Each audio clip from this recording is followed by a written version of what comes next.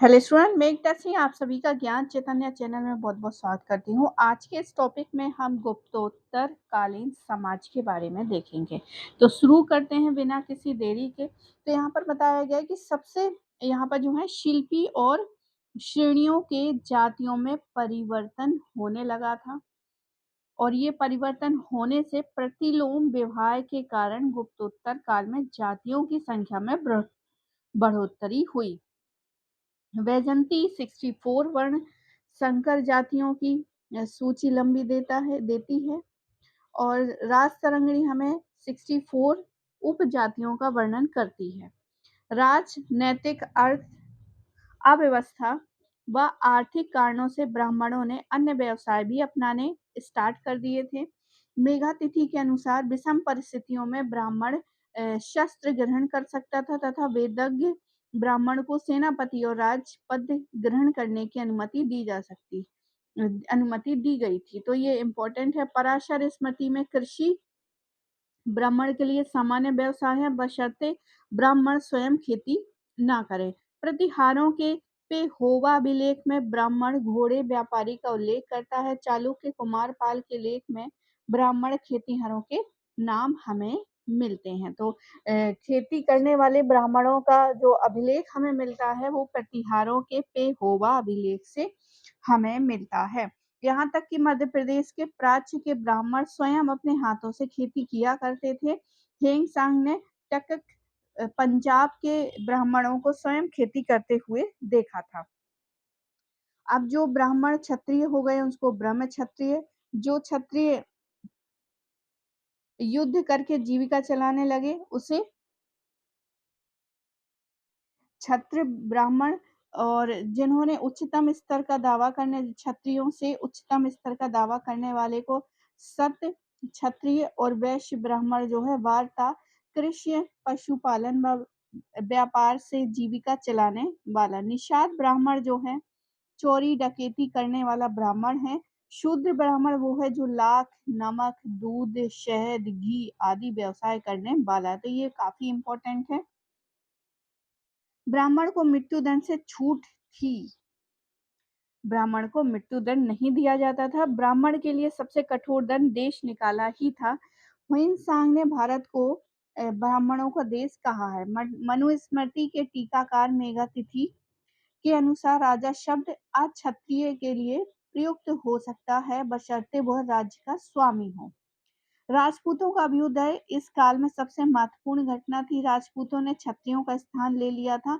12वीं शताब्दी तक राजपूतों की 36 जातियां प्रसिद्ध हो गई थी। इब्न खुर्दाब ने क्षत्रियों के दो वर्गों में इसको डिवाइड किया है, सबू कफूरिया और कतारिया।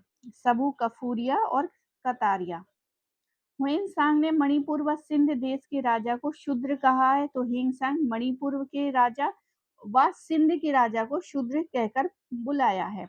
इस काल में वैश्यों की स्थिति में गिरावट आई। मनुस्मृति व बौद्धायन धर्म सूत्र में वैश्यों को सर्वप्रथम शूद्रों के समकक्ष माना गया। अल बरूनी ने वैश्यों व शूद्रों से में कोई अंतर नहीं पाया है। उनके अनुसार दोनों को ही वेदों के अध्ययन और श्रवण की अनुमति नहीं थी। अतः कृषक के रूप में शूद्रों का रूपांतर और वैश्यों का शूद्र के स्तर तक की गिरावट में वर्ण व्यवस्था में परिवर्तन होता है। ह्वेनसांग ने शूद्रों का कृषक के रूप में उल्लेख किया है। शूद्रों की आर्थिक स्थिति में सुधार हुआ है। उदयन व तेजपाल जैसे धनी व्यापारी थे। पूर्व मध्यकाल में वैश्यों ने वैष्णव व जैन धर्म को प्रोत्साहन दिया है। पराशर ने कुसीद व्रत ब्याज पर रुपए उधार देना वैश्य का व्यवसाय बताया है। बिहार के 8वीं शताब्दी के दूध पानी अभिलेख से ज्ञात होता है कि उदय भान नामक समृद्ध व्यापारी ने 3 गांवों के लोगों की ओर से राजकीय कर दिया था। व्यास, पराशर व वैजयंती ने कुटुंबी नामक कृषक वर्ग का उल्लेख किया है। कुटुंबी स्वतंत्र किसान हुआ करते थे। गुप्त काल में कुटुंबिन का अभिप्राय शूद्र कृषक वर्ग से था, किंतु गुप्तोत्तर काल में इनकी स्थिति जो है स्वतंत्र किसानों से की गई थी और यह भूमि के स्वामी हो गए थे। त्याद सिरीन या सिरीन के किसान थे जो बटाई कार्य करते थे। देवल व पराशर ने शूद्र के लिए सेवा के अतिरिक्त कृषि, पशुपालन, वाणिज्य व शिल्प उपयुक्त व्यवसाय बताए हैं। मेधा तिथि के अनुसार नारद स्मृति के टीकाकार असाय ने की नाश वर्ग को शूद्र बताया है। शूद्रों को दो वर्गों में बांटा गया है, शद्द शूद्र और असद शूद्र। शद्द शूद्रों को संस्कार, पंच महायज्ञ आदि करने का अधिकार दिया गया है। इस युग में खान-पान संबंधी नियमों के कट्टरता आती है। अस्पृश जातियों की संख्या व अस्पृश्यता में वृद्धि हुई। इस युग में दासों की स्थिति में भी सुधार हुआ और वे कृषि दास बन गए। पूर्व मध्य काल में दास प्रथा में वृद्धि हुई। ज्ञानेश्वर की मिताक्षरा में नारद द्वारा कथित 15 प्रकार के दासों का हमें उल्लेख मिलता है। अज्ञात लेखक की रचना लेख पद्धति से राजस्थान व गुजरात में प्रचलित दास प्रथा की हमें जानकारी मिलती है, जिसमें घरेलू दासियों के कर्तव्य का वर्णन किया गया है।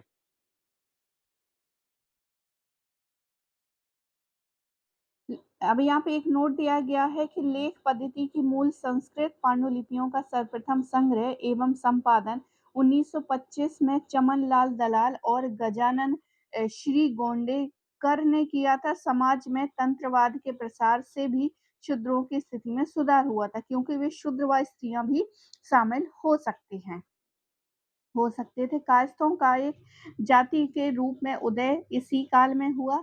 तो कायस्थों का सर्वप्रथम उल्लेख याज्ञवल्क स्मृति में किया गया है। सबसे इम्पोर्टेंट यहाँ ये है कि इसका जो वर्णन हमें याज्ञवल्क स्मृति में मिलता है।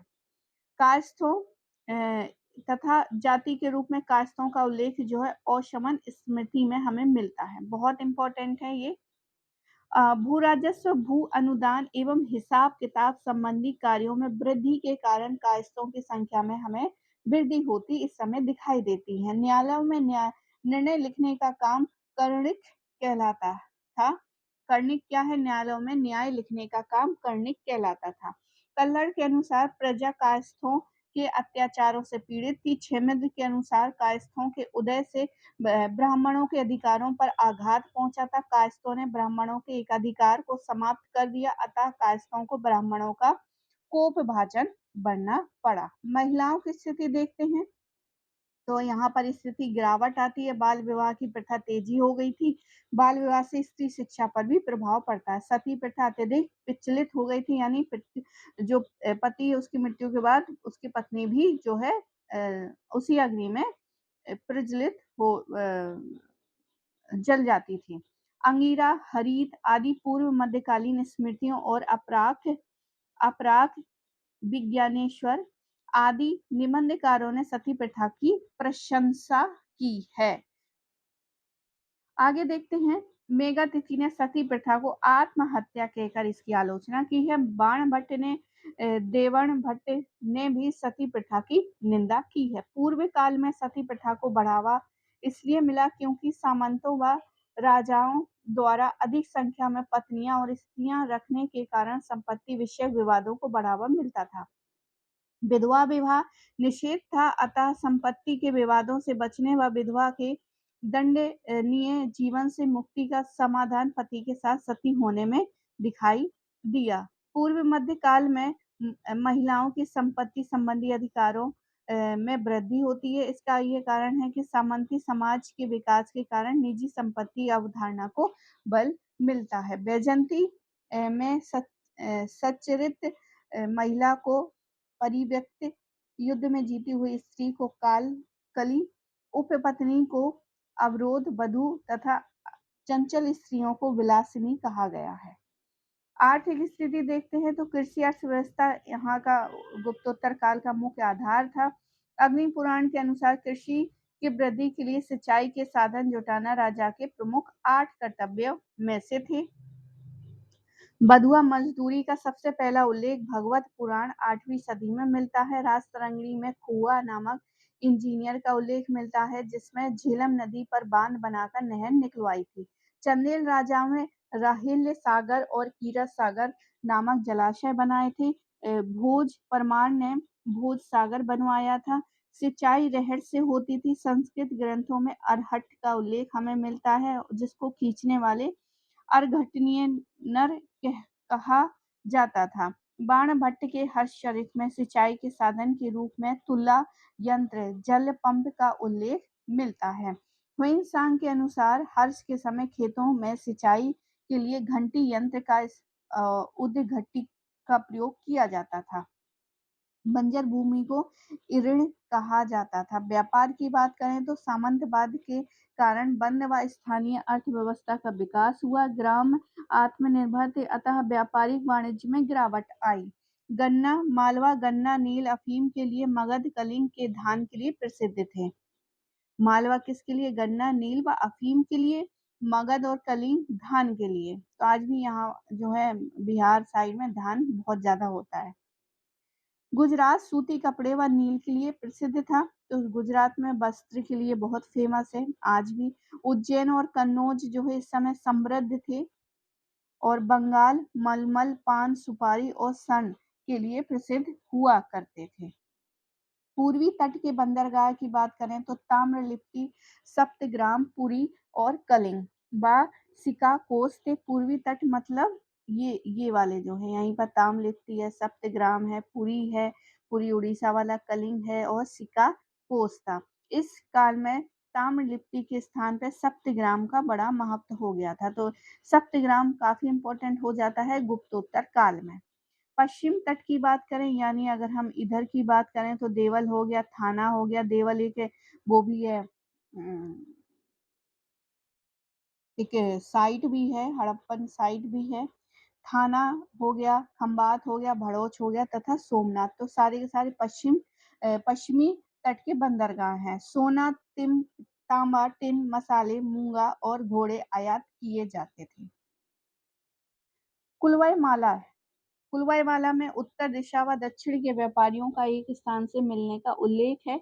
चोर व डाकुओं के कारण मार्ग सुरक्षित नहीं थे। हुइनसांग को भी 2 बार लुटेरों ने लूट लिया था। नदियों द्वारा व्यापार अधिक सुरक्षित समझा जाता था। कर शुल्क राज्य की आय का महत्वपूर्ण साधन था।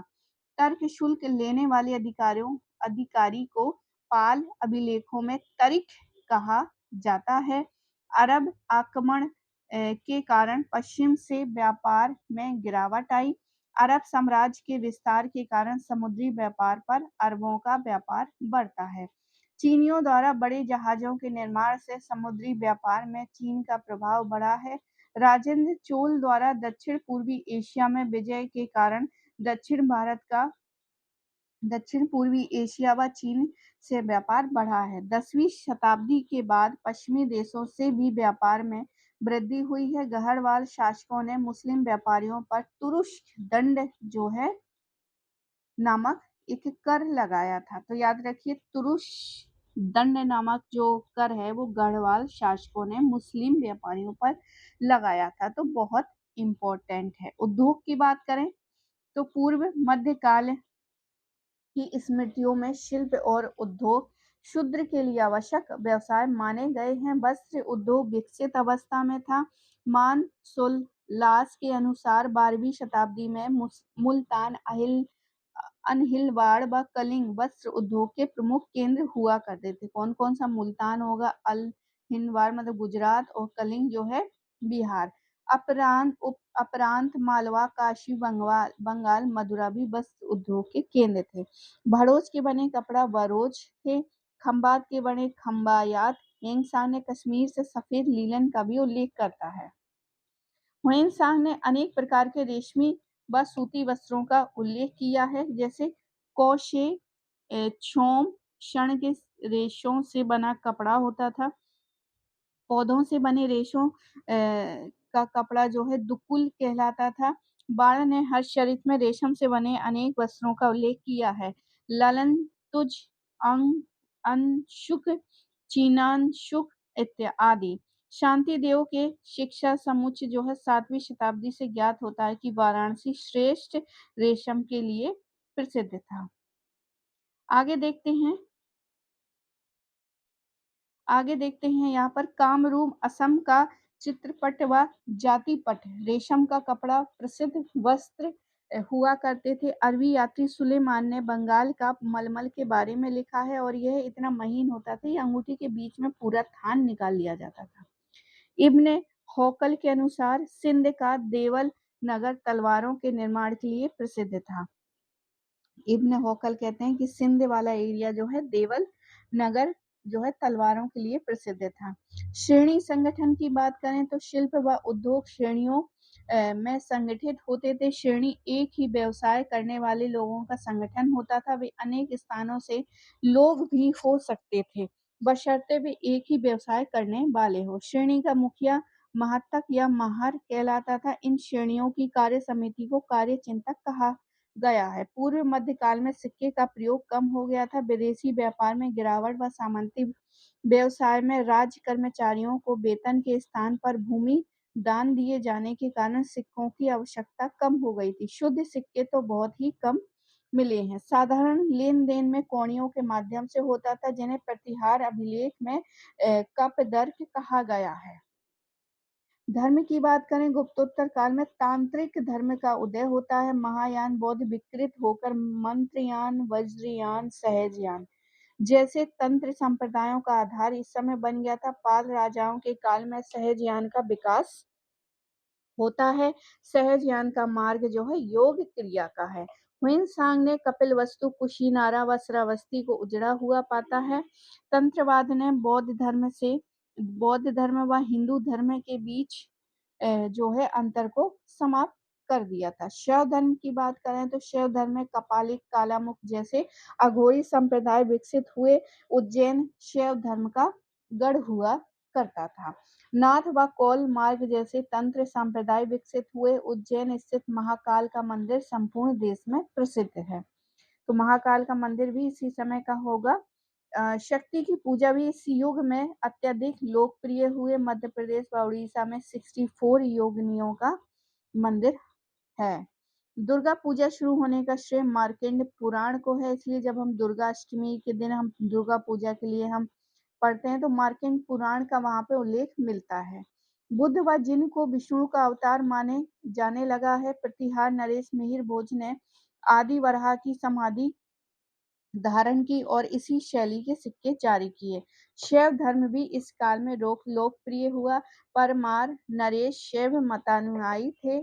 भोज परमार ने शैव धर्म पर तत्व परीक्षा नामक पुस्तक लिखी थी। पाल सेन व चंदेल राजाओं के अभिलेख ओम नमः शिवाय की प्रार्थना से शुरू होते थे। तो पाल सेन चंदेल अपनी अभिलेख ओम नमः शिवाय से स्टार्ट करते थे। पाल सेन चंदेल।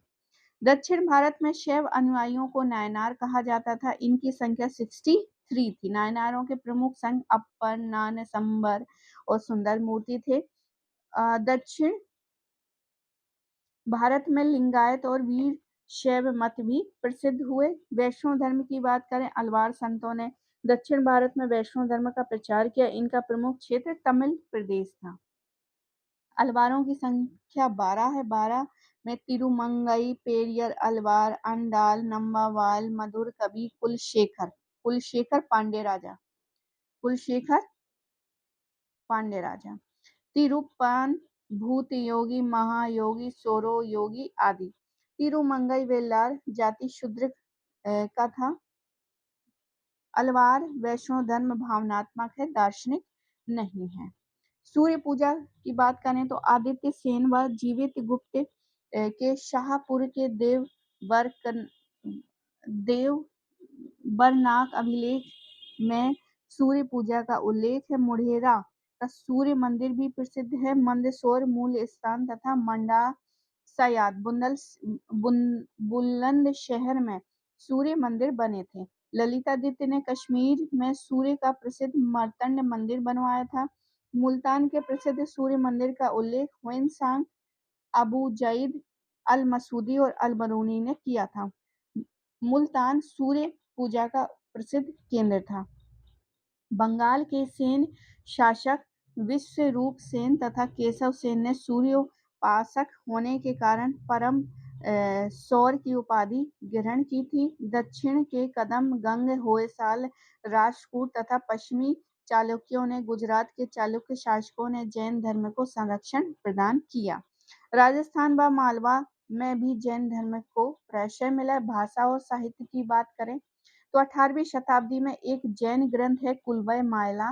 कुलवय माला यूजीसी नेट में बहुत बार पूछा गया है। 18 प्रमुख राष्ट्रों तथा 16 प्रकार के लोगों की निर्वंशात्मक विशेषताओं का वर्णन करता है।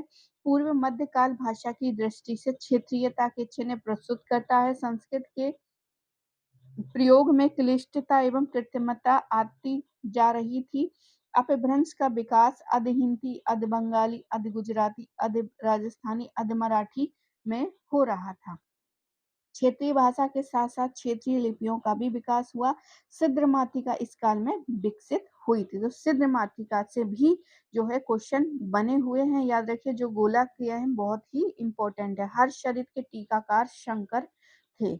तो ये था आज का हमारा गुप्तोत्तर कालीन समाज, जिसमें हमने भाषा, साहित्य और धर्म और आर्थिक और जो है हमने यहाँ पर देखा महिलाओं की स्थिति और उस समय के समाज। तो आई होप आपको ये वीडियो पसंद आया होगा। पसंद आया तो प्लीज़ लाइक करें, शेयर करें, सब्सक्राइब करें और ज्वाइन बटन भी आप उसको प्रेस करके ज्वाइन करें प्लीज़। और पूरा वीडियो देखने के लिए आप सभी का बहुत बहुत धन्यवाद।